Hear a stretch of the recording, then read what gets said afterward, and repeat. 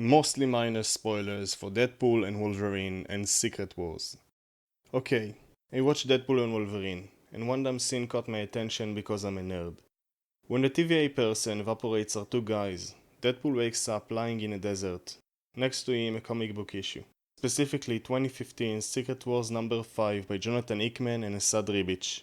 I took a moment and said to myself, how would it relate to the movie? I kept watching and it didn't really. But I wanted to make a video about it, so let me explain.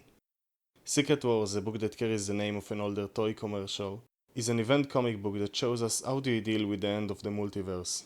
Doctor Doom, who you might sadly know as Robert Downey Jr., with the help of a C-list villain Molecule Man and Benedict Cumberbatch impersonator Doctor Strange, finds out that the reason the multiverse is dying is that a group of beings, who represent the comic book creators in Marvel, got bored of it and seek to make it anew.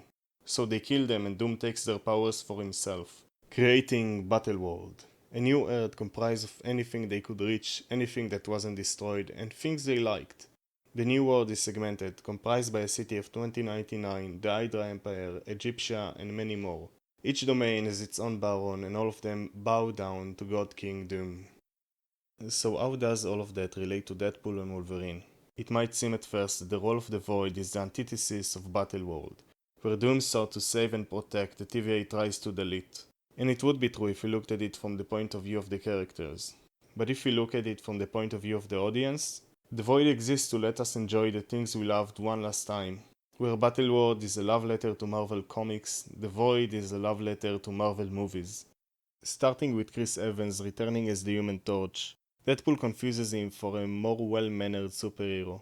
But Chris wanted to come back as a different hero that has a special place in his heart, with a last appearance that precedes Iron Man by 1 year.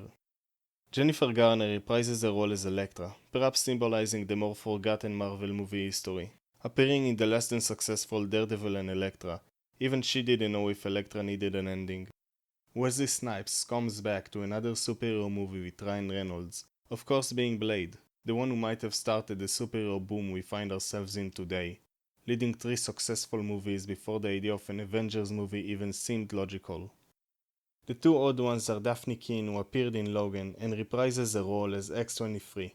Her appearance in The Void doesn't make a lot of sense, as she is from Deadpool's future, but you can recap the X-Men history without referencing one of their most acclaimed movies.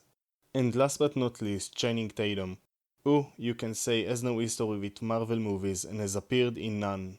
This is true, but if all the other characters are what we want to keep or remember from the screen, Tatum's Gambit is what happened behind it. Gambit was cut from the first X-Men movie and was set to be played by Tatum in X-Men Origins Wolverine, but due to contractual obligations the role went to Taylor Kitsch. Tatum couldn't give up and tried to make a Gambit standalone movie a reality from at least 2014. With the studio not taking it seriously and numerous tone, script and director changes, the project was dropped with the Fox-Disney merger in 2019. The Void shows us how things were, how they are, and how they could have been, clashing the surviving Deadpool and Wolverine with the rejected heroes of the past against a villain that no other movie dared adapt.